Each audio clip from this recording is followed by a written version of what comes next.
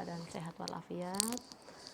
Oke, untuk pagi hari ini kita akan memulai pembelajaran sejarah peminatan di bab 2, yaitu tentang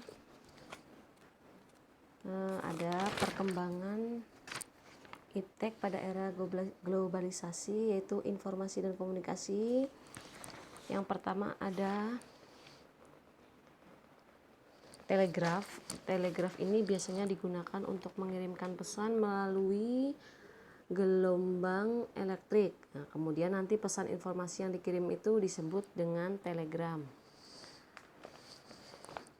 Kemudian banyak orang beranggapan bahwa penemu telegraf itu adalah Samuel Finlay Breese Morse. Makanya pada telegraf itu ada sandi yang dinamakan sandi Morse. Itu diambil dari nama penemu telegraf, yaitu Samuel Finlay Breese Morse.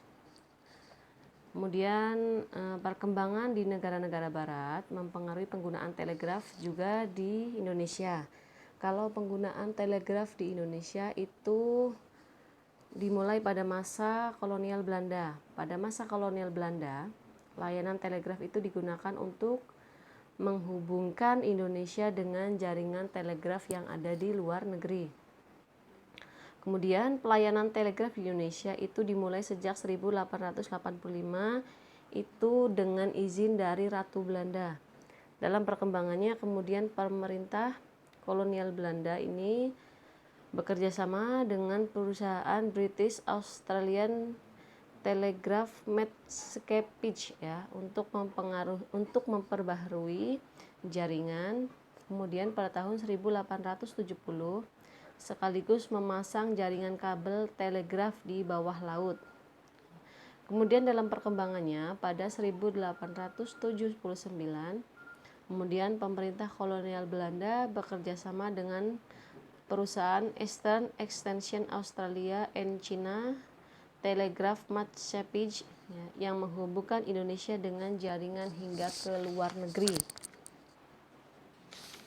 Telegraf kemudian menjadi salah satu alat komunikasi utama hingga masa revolusi kemerdekaan. Kemudian melalui telegraf juga berita kemerdekaan Indonesia disebarkan ke seluruh wilayah Indonesia. Berarti alat komunikasi telegraf ini juga ikut andil dalam memperluas berita kemerdekaan Republik Indonesia. Kemudian alat komunikasi yang kedua, alat informasi dan komunikasi yang kedua itu ada satelit ya. Kalau satelit kalian sudah sering mendengar kata-kata dari alat informasi dan komunikasi satelit. Kemudian perkembangan satelit itu mulai diupayakan oleh negara-negara ya. Ini merupakan negara-negara yang menjadi pemenang di Perang Dunia yang kedua, yaitu ada Uni Soviet dan juga Amerika Serikat. Ya. Perkembangan yang pertama itu dimulai oleh negara Uni Soviet dengan meluncurkan satelit Sputnik 1 ya, pada tahun 1957.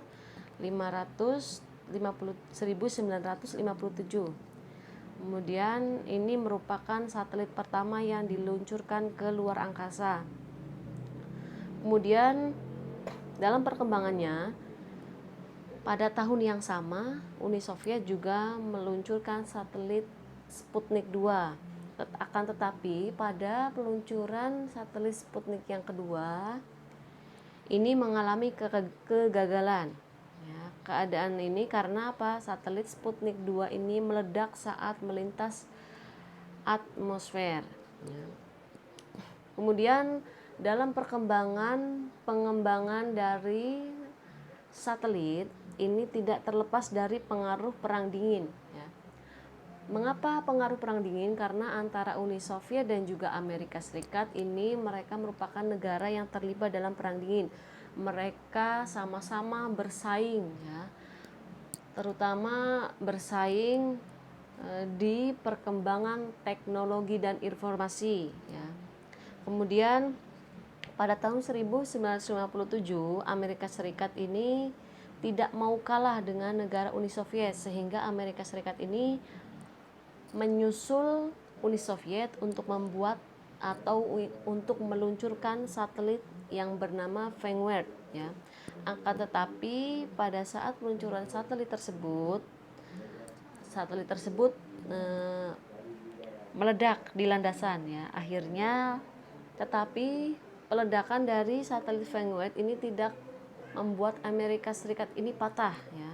Tetapi membuat Amerika Serikat ini semangat untuk membuat satelit lagi, ya. Akhirnya pada tahun 1958 Amerika Serikat berhasil meluncurkan satelit pertama yang bernama Explorer 1, ya. Kalau tadi Uni Soviet berhasil meluncurkan satelit pertama yang bernama Sputnik 1, kalau Amerika Serikat ini membuat atau meluncurkan satelit yang pertama yang berhasil itu bernama Explorer 1. Kemudian di Indonesia perkembangan satelit mulai pada tahun 1976. Perkembangan tersebut ditandai dengan peluncuran satelit komunikasi Palapa A1 yang diluncurkan di Cape Kennedy, Amerika Serikat. Pada awalnya, satelit Palapa ini hanya menjangkau wilayah Indonesia. Akan tetapi, satelit terbaru di Indonesia seperti satelit Telkom 3S dan Telkom 4 ini mampu menjangkau ada beberapa negara seperti ada Iran, Rusia, Australia, dan Selandia Baru. Kemudian selain digunakan untuk komunikasi bangsa Indonesia, satelit-satelit tersebut kemudian disewa oleh negara-negara seperti ada Australia, Brunei Darussalam, Malaysia, Selandia Baru, Vietnam, dan juga negara-negara yang lain.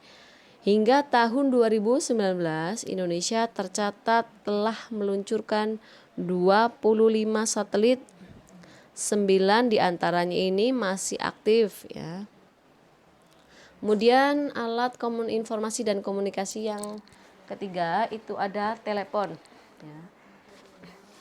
Perkembangan telepon ini semakin pesat ketika sebuah perusahaan dari Finlandia yang bernama Finnish Cable Works mendirikan industri telepon. Kemudian pada tahun 1970-an Martin Cooper menciptakan telepon seluler pertama. Kemudian dalam perkembangannya memasuki tahun 1990-an, ukuran telepon seluler semakin sederhana, ya. Jadi banyak fungsinya, tetapi ukuran telepon seluler semakin sederhana. Pesatnya perkembangan telepon pada era globalisasi ini memunculkan beberapa model telepon seperti ada telepon engkol, telepon putar, telepon bertombol, Advanced Mobile Phone System atau AMPS, ponsel GSM, dan juga smartphone. Kemudian mengalami perkembangan kembali sehingga pada era 1990-an muncul beberapa operator telepon seluler seperti ada Telkomsel, Excelcom, Satelindo, ya. Kemudian semakin berkembang lagi memasuki era 2000-an muncul seperti ada Tri dan Axis, ya. Demikian materi pembelajaran sejarah peminatan. Terima kasih semuanya. Selamat pagi.